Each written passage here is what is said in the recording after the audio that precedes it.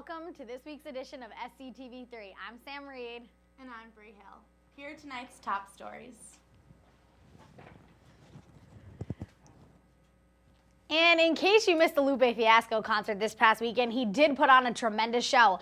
Blake Arena's sound check was blaring from 5:30 p.m. on and continued until the concert ended around 9:30. All students had a great time, but some students were actually asked to leave because of inappropriate behavior. Also, an incident occurred while Lupe was on stage performing, which caught his attention. He stopped the show to acknowledge it with a smile on his face. But overall, students on campus were pleased with the $5 that they spent on this concert, and Lupe was a very emotional performer, constantly reminding SC and everyone to be Boston strong. If you're wondering why some students were walking around campus last week without shoes, well, the answer is for a good cause. Springfield College, A Day Without Shoes, is sponsored by Tom's Shoes, which many people around campus wear Tom's. The program is to raise awareness of what it's like to walk around shoeless for a day. That's what over 10% of the city of Springfield does on a daily basis. Tom's Shoes has created this fundraiser to help those in need, and for every pair of shoes that someone buys, the organization generously donates a brand new pair. The Springfield College Outreach Committee was pleased with the outcome this year. Also this past Sunday, Springfield College hosted the 2013 Special Olympic Games. What appeared to be a wonderful sunny Sunday turned into somewhat of an issue, which happened at this event. At approximately 2:30 p.m., a handicapped man attending the Special Olympics walked off campus and was not able to be found for 4 hours. Public safety, along with volunteers, did their best to search for the man, but didn't have to see much luck. Springfield College's EMS majors ran to help them when sophomore Rick Morrell, freshman Daniel Clasby, junior deputy chief Emily DiPietro, junior operations captain Mark Betts, and junior James Gates arrived at public safety. The others had already been searching for nearly 6 hours. Soon after they came to help, they spotted him just before sunset near the Wellness Center. Having been prepared through classes at SC in the EMS program of what to do with this victim, everything was handled carefully and nobody got hurt. And also Team Impact, an organization which has been climbing its way to the top over the past years. And as an intern at Nesson, I have seen just firsthand what this organization is capable of and how much it means to the kids involved. Team Impact provides very sick children with the chance to be a member of a college athletic team. And the Springfield College football team now has its new addition to its roster.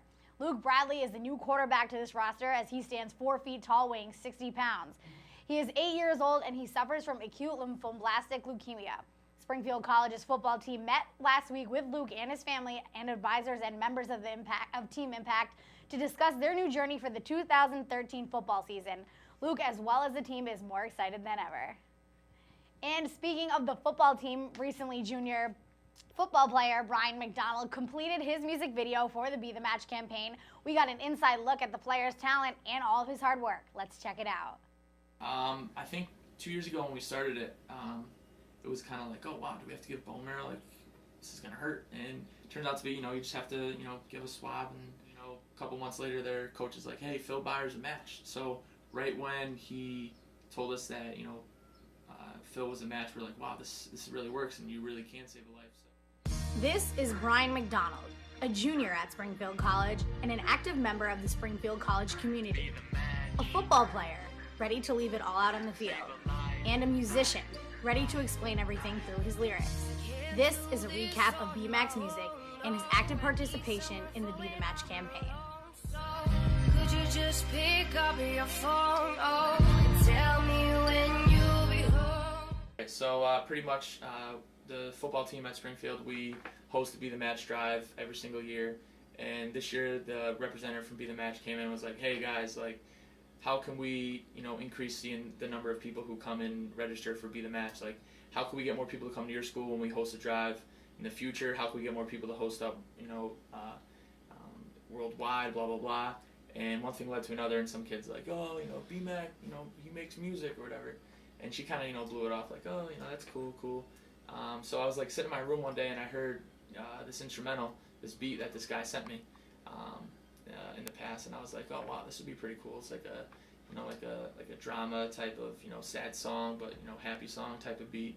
And I was like, I'm gonna write a song to it. So I wrote a song to it, and I collabed. I worked with this girl I met on YouTube, Ashley Munn, and she did the chorus for it. And I wrote 3 verses, recorded it, sent it over to the representative from Be The Match, and she's like, I love it. My brother's big time cinematographer and music producer out in Rye, New York, near the city, and he was like, hey, I want to do a music video for this.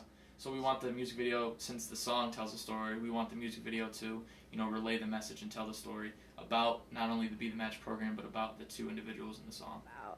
Basically, everyone knows someone who's had cancer in the past, and I've known a lot of people, so I didn't want to single out two people that I've known in the past and write about them. I kind of wanted to take all their stories and create two fictional but non-fictional characters. So, and once that music video comes out, which will be awesome, we're gonna get a lot of publicity for it. I'm gonna go on Fox News and CT. We're gonna do a interview slash showcase of the music video and about the Be The Match program and everything like that. So that'll be really good.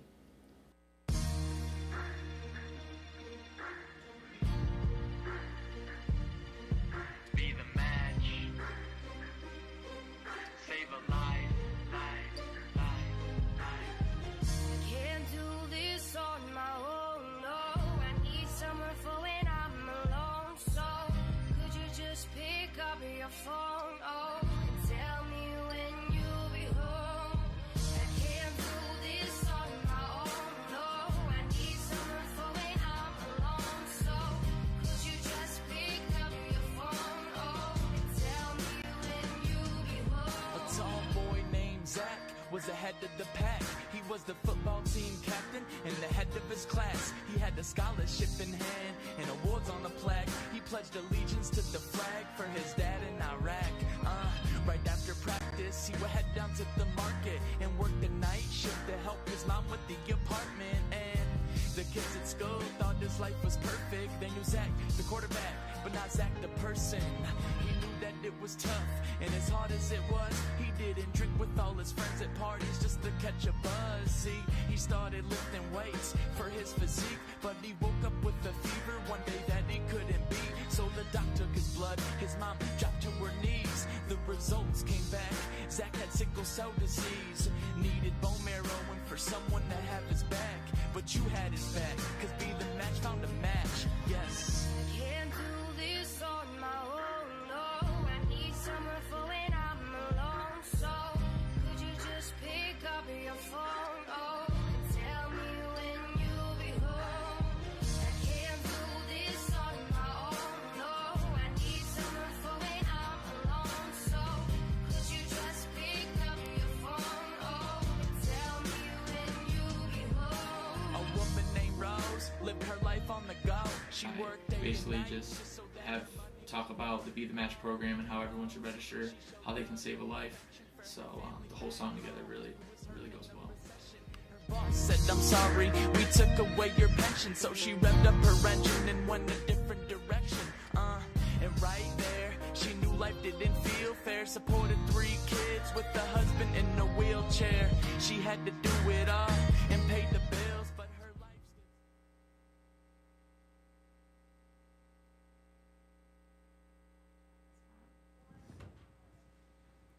And while on the topic of talent from the musically inclined, on April 18th, the Pride Athletic Advisory Committee held their first annual Pride's Got Talent. The show was hosted by Junior Tarek Fatal, and it took place in Blake Arena and had quite the turnout. This episode of Inside the Pride has a scoop on the show, what PAC is exactly, and what it is they do around campus.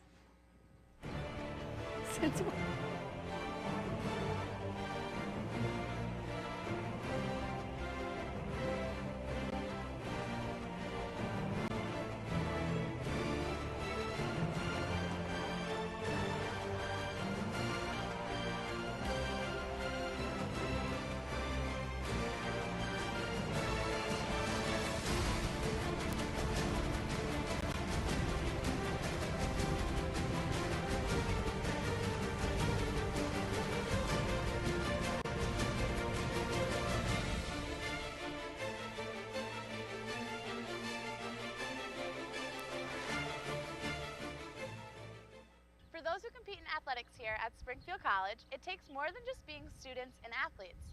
They embrace the humanics philosophy and see the value in providing service to others. The Pride Athletic Advisory Committee is an organization on campus of student athletes assembled to provide insight of their experience. In addition to offering input in what affects student athletes' lives, they do the work in and around campus to improve our community. PAC stands for the Pride Athlete Advisory Committee, and it's Springfield College's version of SAC, which is a national body on all college campuses where student athletes get a voice on their campus. And at Springfield, we have our members, they vote on NCAA regulations, and they try to encourage fan attendance at games. And they do a lot of community outreach. Most recently, we've put on a talent show this year. And the student athletes who are involved have a million other things to do in their daily lives, but carve out some time to make their experience and the experience of other student athletes on campus that much more enjoyable. We meet once a month, sometimes a little more. We have other things going on. Usually quick for about an hour. We get right down to business, talk about whatever we need to talk about, whether it be passing legislation. And this semester's been a lot of the talent show. Once we decided we were going to get this thing going, it was all hands on deck. We had PAC members selling tickets, doing the setup and the breakdown. Bree Hill was on stage throwing out t-shirts into the crowd during halftime. It was a huge success, and more importantly, I guess the most important thing is they got their teammates and friends to participate. You know, we had 8 acts, all of whom put in a lot of effort to practice, you could really tell, and we had almost 400 people there. So overall, it was the PAC members doing the legwork that helped put on a fantastic event. It was a huge success.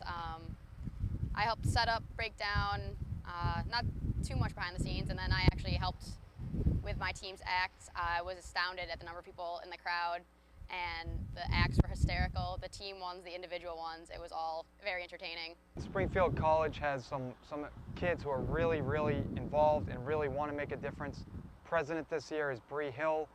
Lauren Muser and Katie Hollick are also on the cabinet, and Keelan O'Connell and M.K. Murray. So those are kind of the 5 leadership positions that we have this year, but we have a strong attendance every month, and especially when we're doing events, these kids are really gung-ho about it, and they kind of understand what it's like to be a student athlete, and they know that being a part of PAC, hopefully, and the goal is to try to make a difference. It means doing something that's bigger than yourself. You get to be a part of a pretty fantastic team. I know women's volleyball is extremely close. The 15 of us, we're a family. We've dealt with some struggles together, but it's good knowing you have people that are going to have your back no matter what. I also thought it was really cool in the fall when we voted on like the huge NCAA things, like our votes counted towards something that impacts athletes at the collegiate level all over the nation. So just being a part of that was pretty awesome. When you're involved in athletics, particularly at the D3 level, it doesn't get any better than seeing the kids out on the field performing, in the weight room, on the practice field, but then also willing to come to meetings once a month and to work to get students at games.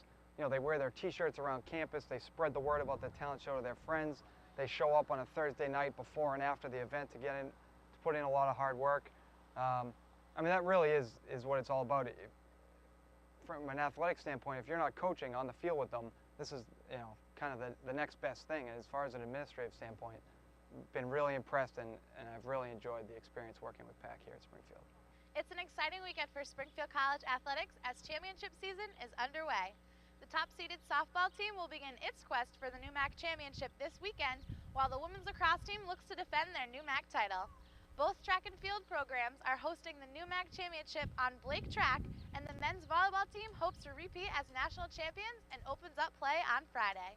Keep an eye on the Springfield College Athletics website all weekend for constant updates on the action. Have a great weekend, everyone. I'm Bree Hill. Thanks for watching.